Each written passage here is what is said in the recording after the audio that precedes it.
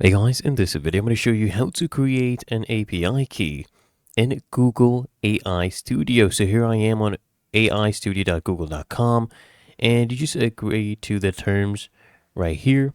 Okay, hit continue. Basically, you go ahead and use your account, and then what you do is you just come here, click get API key right here, as you can see, and then this will go ahead and initialize. Now, what you need to do, you get your default Gemini project key right here. If you want, you can create a new one. Click here, create API key. You can name your key anything you want. Let me go ahead and name this base 44. And you can choose an imported project as well, okay, for a cloud project, or you can create your own new project right now. You name this anything you want.